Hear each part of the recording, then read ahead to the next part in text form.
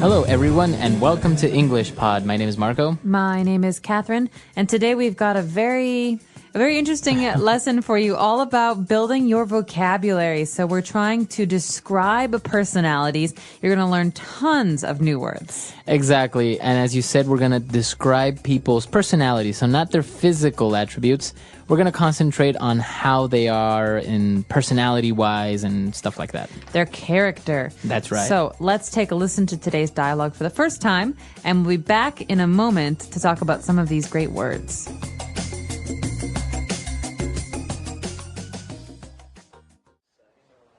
Okay, class, settle down. I have the results of your individual personality tests. I am going to hand them out, and if you'd like, you can read them out loud to the rest of the class. I'll read mine. Okay, go ahead. It says here that I am adventurous, outgoing, and easygoing. It says that I'm a little superstitious and occasionally naive. That's not true. Well, the test isn't 100% accurate. Is that all it says? No. It also says that I'm open-minded with great ambition, but that I can also be reckless and clumsy. This is stupid. Okay. Anyone else want to read theirs? I'll go. It says that I'm an extroverted, well-balanced person. It says I am generous, outspoken, and very diligent. This is so true. It also says that I am a magnanimous, eloquent, and daring. This is totally me. Whatever. These tests are baloney.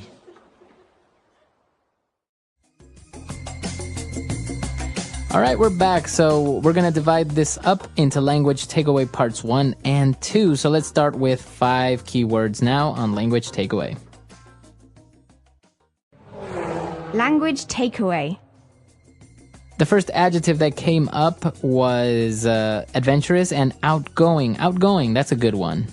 Outgoing is a great one. So you think of the word out. That means moving out, going out. Outgoing means someone is very comfortable talking to strangers or talking to people that they don't know very well.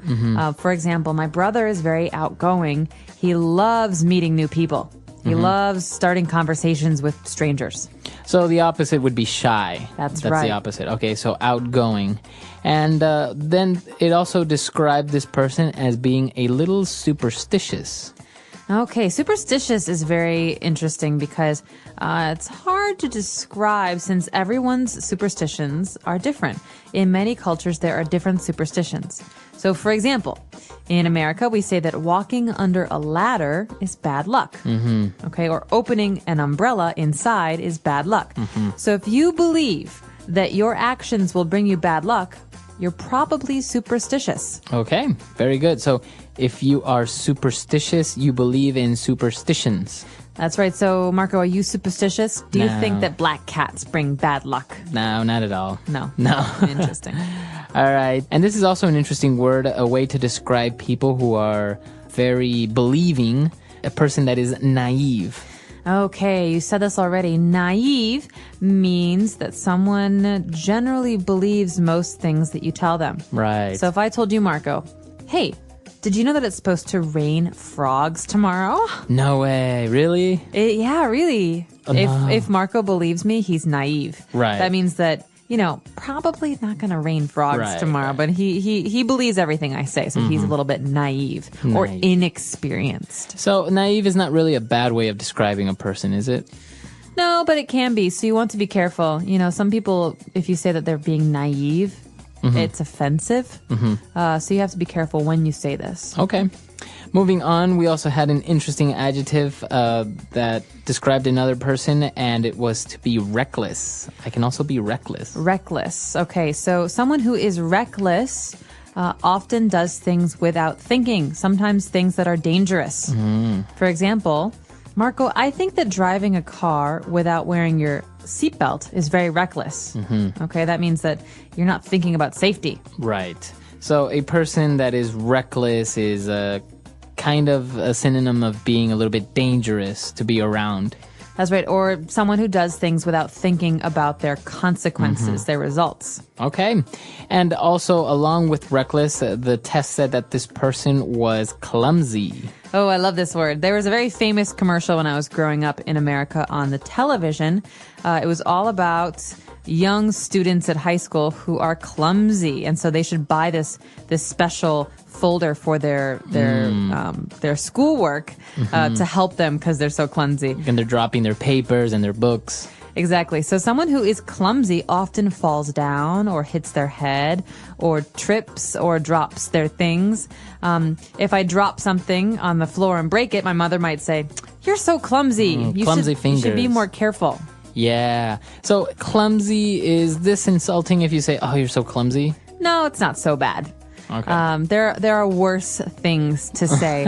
But if someone often drops things, you can call them clumsy. Or you can also say, "You're such a butterfingers." Butterfingers. That means that Yeah. your fingers are like butter. They're very slippery. You drop everything. Okay. So clumsy and reckless, they are negative adjectives, right? They're saying that you do things wrong. So it's not really a good thing to be reckless or clumsy. No, it's not really a good thing. These are not positive characteristics. Okay, good.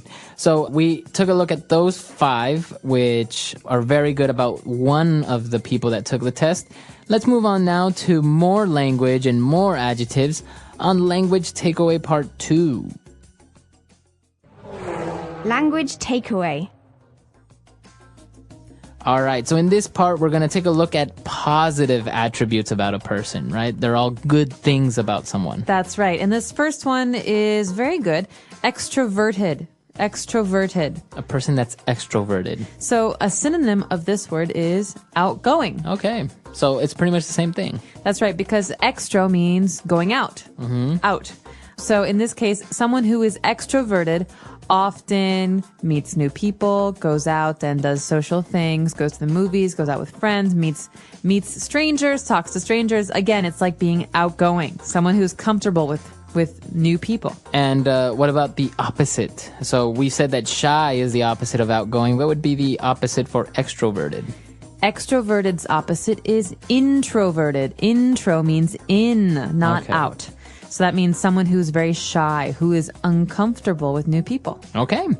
And, well, apart from being extroverted, the test also said that this person is very diligent. Ooh, diligent is a great word. This is a word you want to hear from your teachers and your bosses.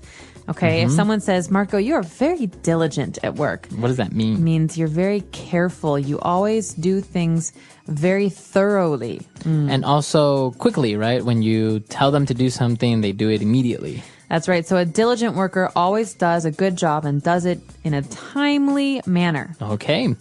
And moving on to our third adjective. This one is kind of strange. It kind of sounds like monogamy, but it's magnanimous.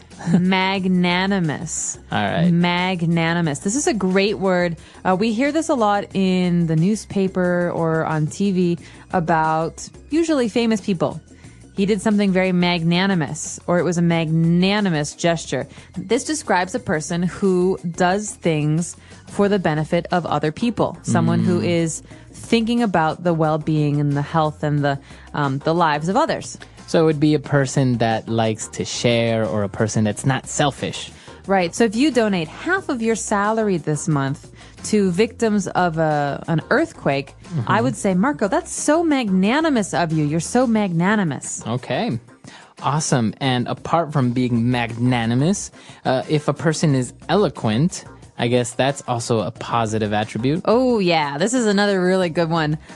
Someone who is eloquent is a very good speaker. Okay. This means that when they talk, they sound very, very good.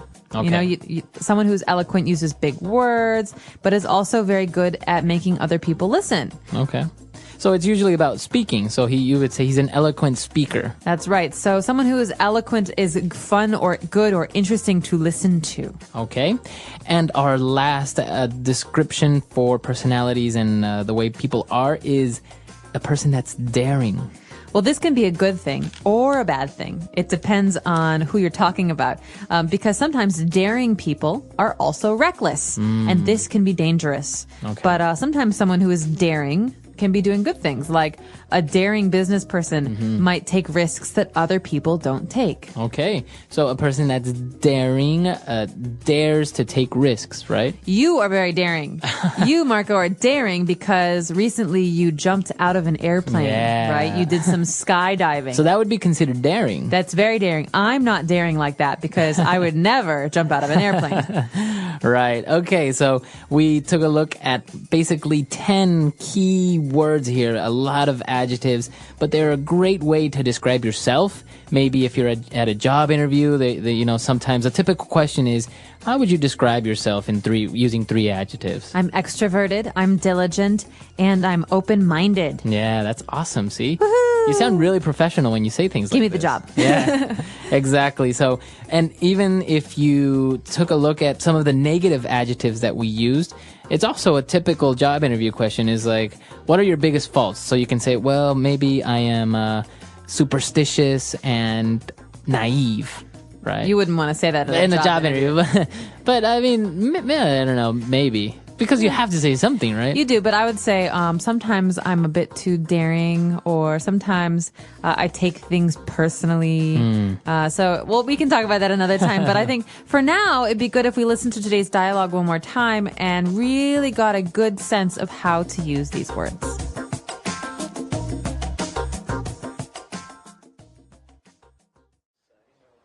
Okay, class, settle down. I have the results of your individual personality tests. I am going to hand them out, and if you'd like, you can read them out loud to the rest of the class. I'll read mine. Okay, go ahead. It says here that I am adventurous, outgoing, and easygoing. It says that I'm a little superstitious and occasionally naive. That's not true. Well, the test isn't 100% accurate. Is that all it says? No. It also says that I'm open-minded with great ambition, but that I can also be reckless and clumsy. This is stupid. Okay. Anyone else want to read theirs? I'll go. It says that I'm an extroverted, well-balanced person. It says I am generous, outspoken, and very diligent. This is so true. It also says that I am a magnanimous, eloquent, and daring. This is totally me. Whatever. These tests are baloney.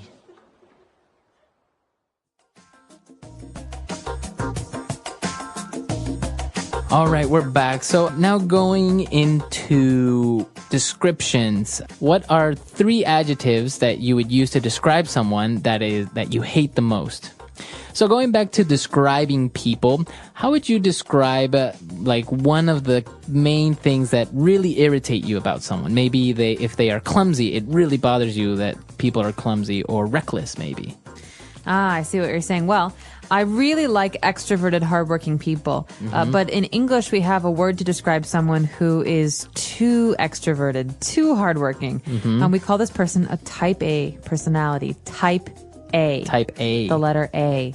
And this means someone who works very, very hard, who is very, very serious, but who's always anxious, always needs to get things done, right? And so these people can be very hard to work with because they're controlling and they're never calm. So right? they're not easygoing. No, they're not easygoing. They always want to do what they want to do. They're usually not very good listeners. And so this type A personality is something that I would say I'm not a big fan of at work or even when we're going out because, friends. with friends, it's hard to be around someone who always has to control you. This is very interesting. And I'm sure our listeners have a lot of different ways to describe things that irritate them, maybe about people, or maybe attributes that they really admire about someone. That's right. And I want to give everybody a little bit of homework today. Go home, or if you're at home, look up a word in the dictionary that describes yourself. Yeah, An that's a good one. adjective to describe yourself. I think this is a really good homework assignment because you'll be improving your vocabulary, and then put it on our website, englishpod.com. Let us know more about you. Okay, we'll see everyone there. Bye, everyone. Bye.